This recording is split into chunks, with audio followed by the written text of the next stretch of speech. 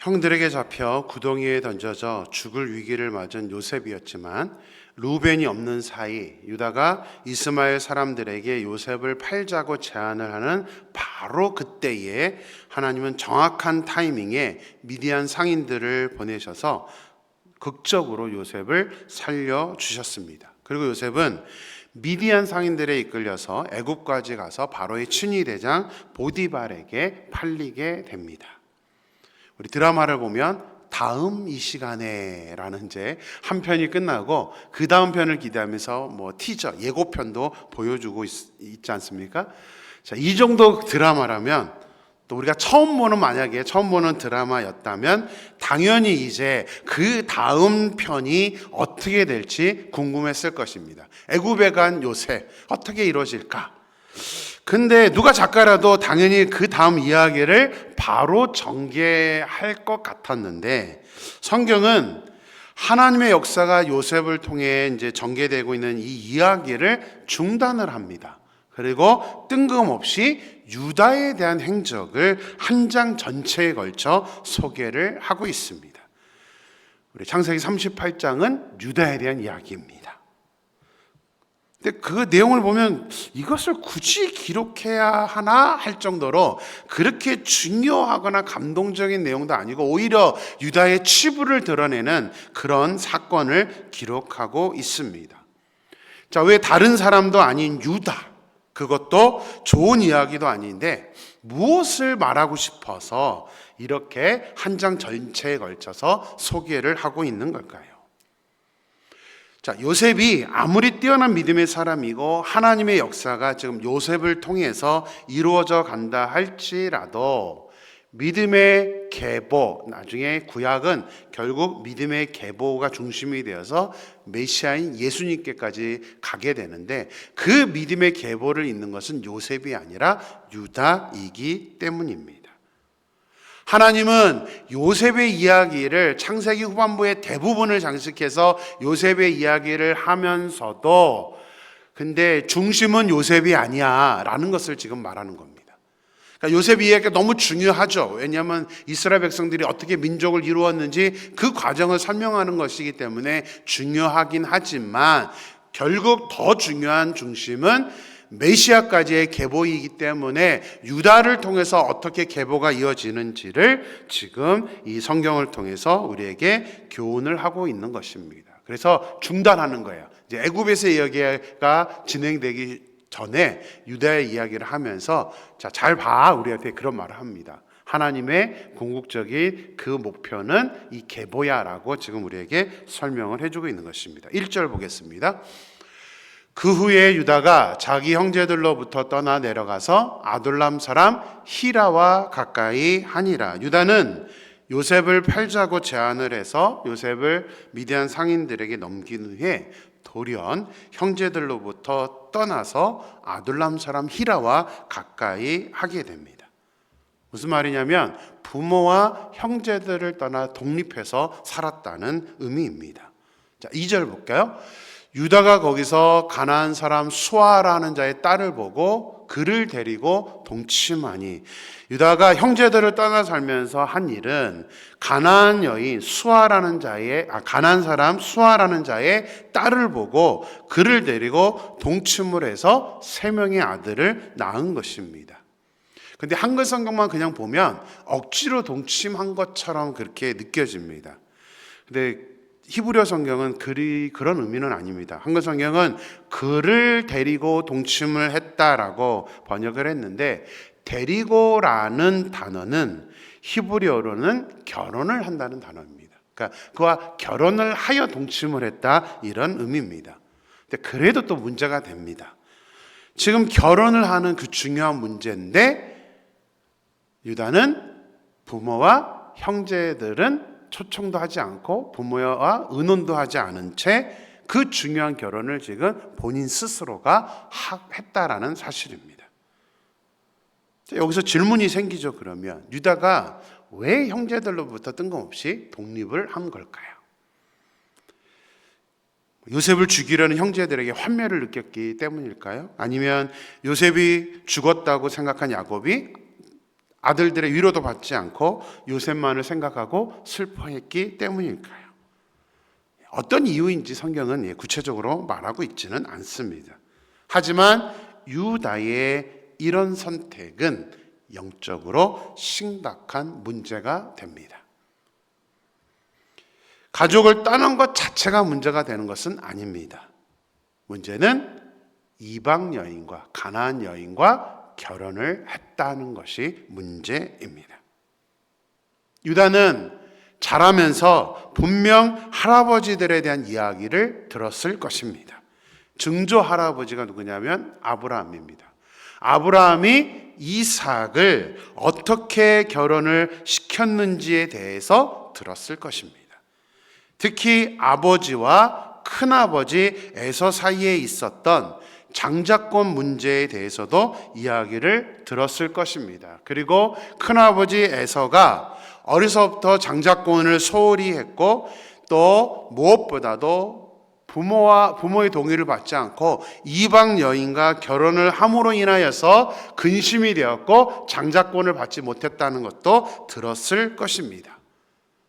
특히 자기 아버지잖아요. 야곱이 77세가 되도록 결혼을 하지 못했고 결국 하란에 가서야 결혼을 함으로 자기를 낳았다는 것도 유다는 잘 알고 있었을 것입니다.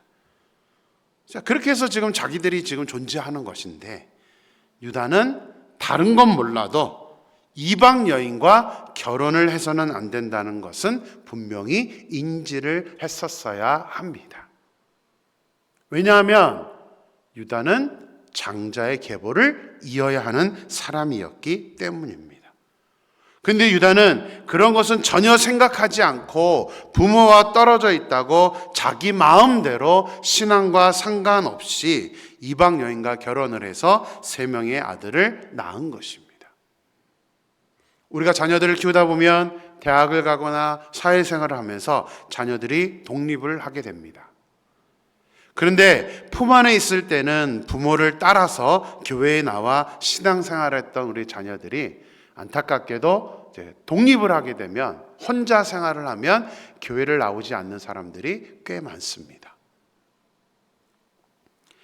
부모와 함께 있을 때 신앙생활을 하는 것도 물론 중요하지만 더 중요한 것은 이제 성인이 되고 독립을 해서 살 때에 어떤 모습으로 사느냐가 실제적인 우리 자녀들의 신앙이 된다는 사실입니다. 저희 아이들이 이제 대학에 가면서 저희들과 떨어져서 독립을 하게 되었습니다. 아이들은 이제 미국에서 대학을 갔고 저희들은 중국으로 돌아왔는데요.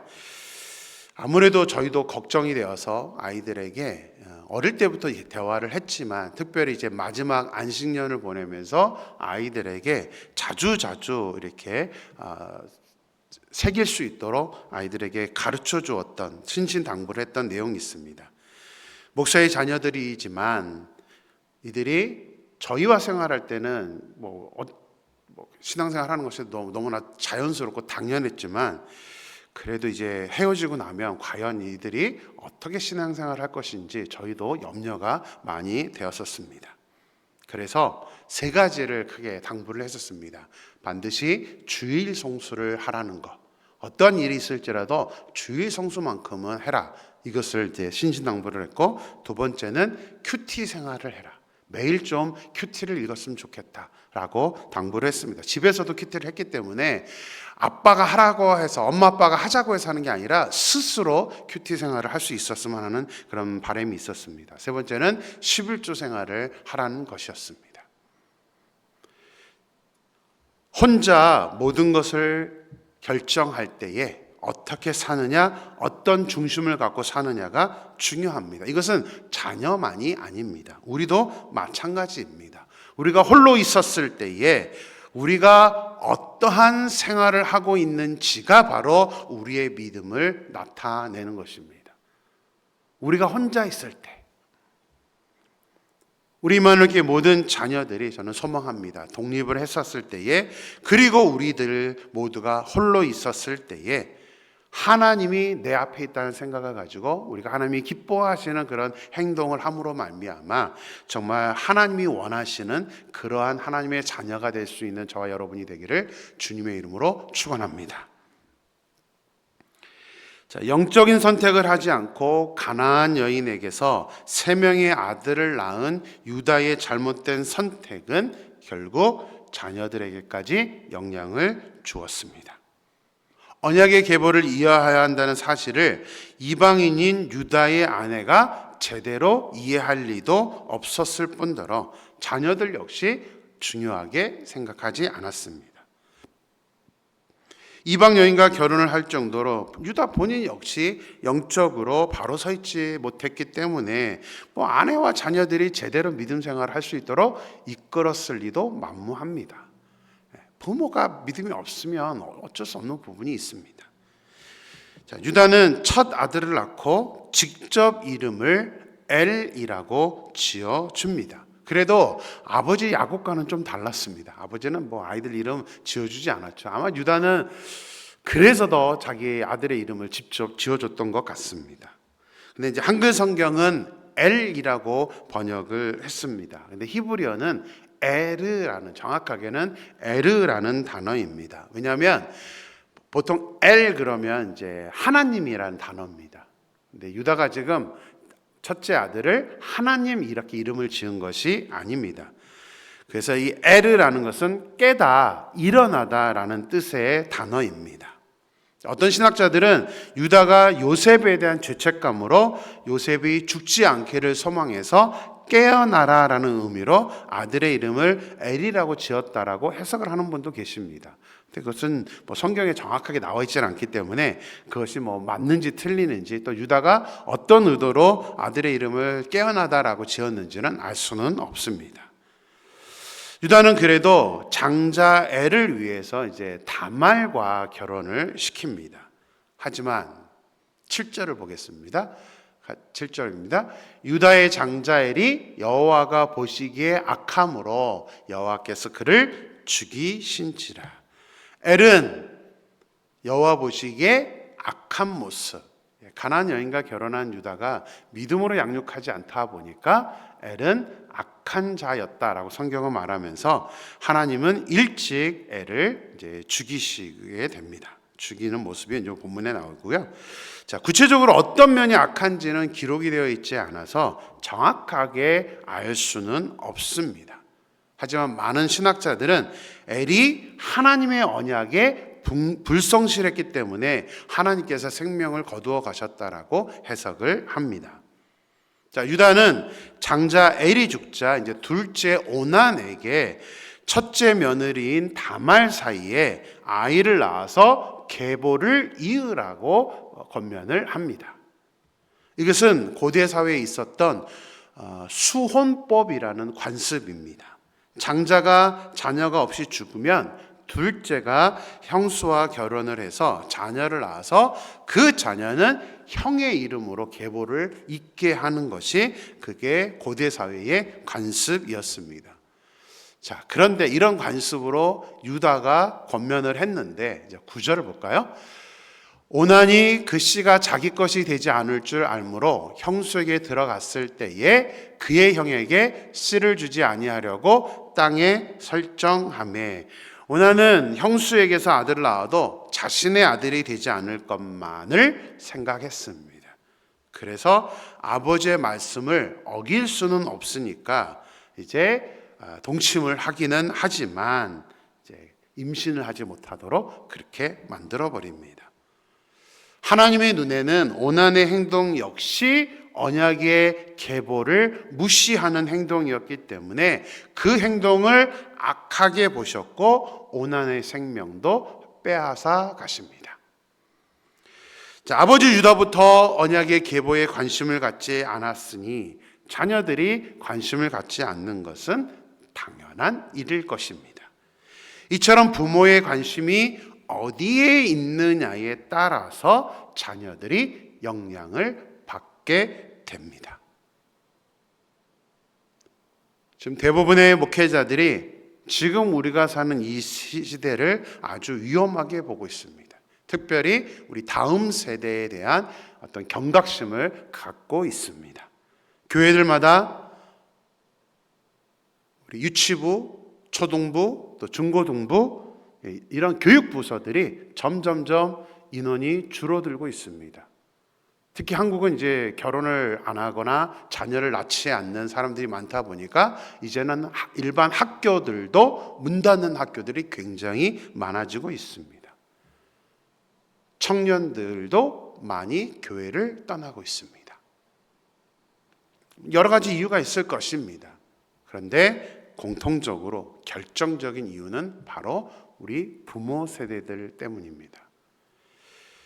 아이들 문제가 아니라 부모 세대가 그만큼 자녀 세대에게 믿음의 본보기를 보여주지 못했기 때문입니다. 우리의 관심이 믿음에 있지 않고 그동안 우리 한국은 오로지 경제 성장에 많은 초점을 두고 살아왔습니다. 세상에서의 성공, 세상에서의 풍요에 우리의 모든 관심이 있었기 때문에 자녀들에게 믿음의 그 신앙을 유전해 주는 일에 우리가 등한시했던 것이 사실입니다. 그래서 우리 자녀들에게도 세상에서 성공하고 풍요를 누리는 사람이 되어달라고 그것을 목표로 해서 우리가 하나님에 대한 믿음의 모습보다는 신앙, 예배 자리에 나오게 하기보다는 우리의 자녀들을 학원으로 몰고 공부하는 데 더 집중시키게 했던 것이 그동안 우리 한국의 모습이었습니다. 신앙인이라고 다르지 않았습니다. 이제부터라도 다시 우리가 여호와께 돌아가야 합니다. 우리 임마누엘교회 성도들부터라도 다시 우리 여호와께 돌아와서 우리가 먼저 예배의 자리에 나와야 됩니다. 부모가 예배를 빠지면서 자녀들을 보내는 것은 아무런 의미가 없습니다. 우리 스스로가 먼저 제대로 깨어 있어야 됩니다.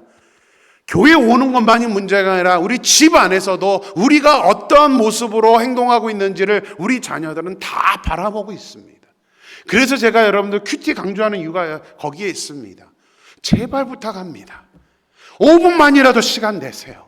그래서 자녀들과 함께 앉아서 자녀들과 함께 말씀을 묵상하는 일을 절대로 빼놓지 않고 하십시오.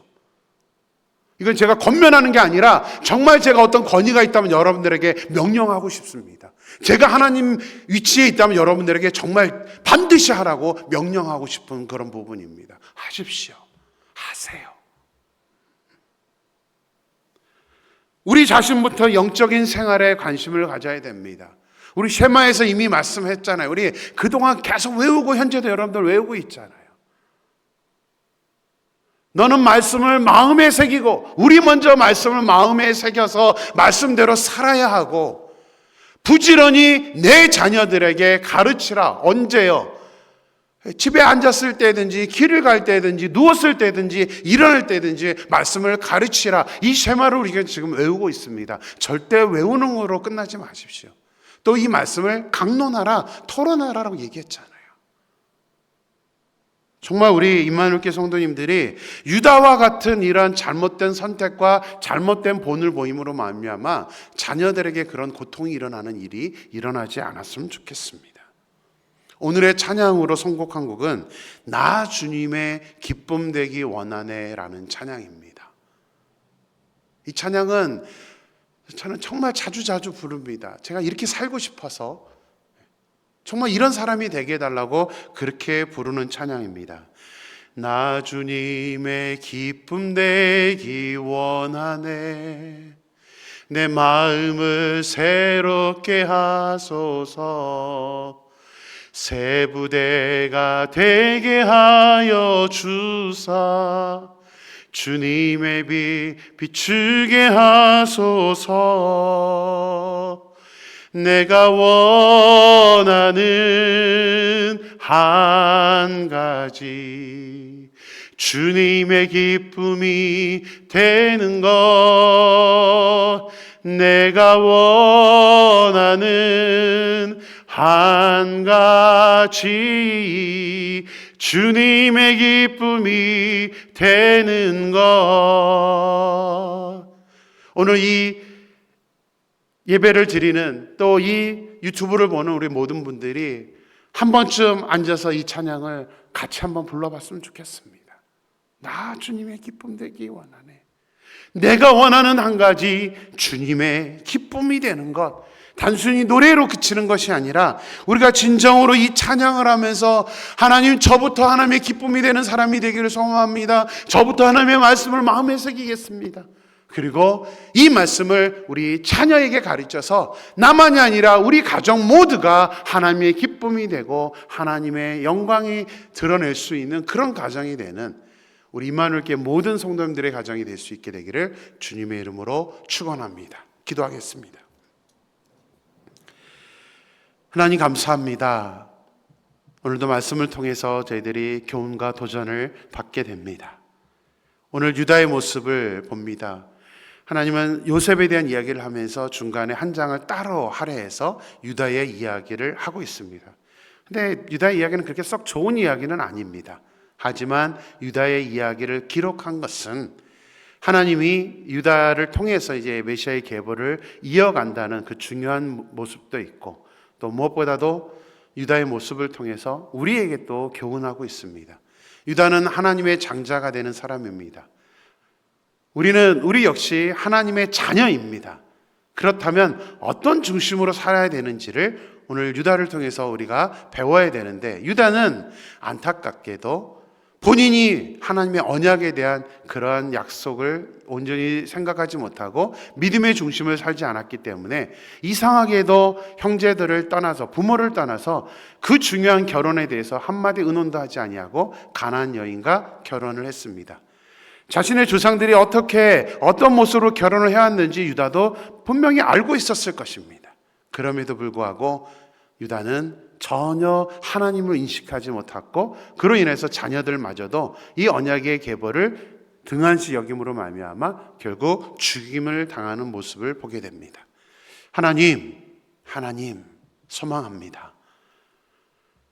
사랑하는 우리 임마누엘교회 모든 성도님들을 하나님 붙잡아 주셔서, 하나님, 우리가 지금 쉐마를 외우고 있는 그 말씀 그대로 하나님, 우리 하나님 여호와가 오직 유일한 여호와이시기 때문에 우리가 하나님이 주시는 그 말씀을 먼저 내가 마음에 새기고, 그 말씀을 우리 자녀들에게 부지런히 가르쳐서 우리 자신도 하나님 앞에 바로 서 있는 하나님의 사람이 되어야 하며, 우리의 자녀, 우리의 가정을 하나님이 기뻐하시는 그 공동체로 만들어야 되며, 우리 교회도 하나님이 기뻐하는 그런 공동체로 만들기 위하여서 그 무엇보다도 우리가 하나님 말씀을 묵상하고 그 말씀을 지켜야 한다는 것을 오늘 본문을 통해서 우리가 교훈을 받게 됩니다.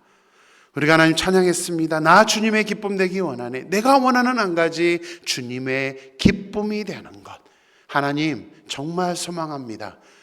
우리 사랑하는 임마누엘교회 모든 성도님들이 하나님 온전한 예배 중심의 삶을 우리 자녀들 앞에서 먼저 보여줌으로 말미암아 어떤 일이 있을지라도 우리의 중심은 예배다라는 것을 아버지 하나님 우리 자녀들에게 보여주고, 또 집에서 아버지 하나님 말씀을 읽고 말씀대로 가족과 함께하는 시간, 그 큐티의 시간을 가짐으로 말미암아 우리의 자녀들을 온전히 믿음으로 양육할 수 있는 우리 사랑하는 임마누엘교회 모든 성도님들이 될 수 있도록 역사하여 주시옵소서.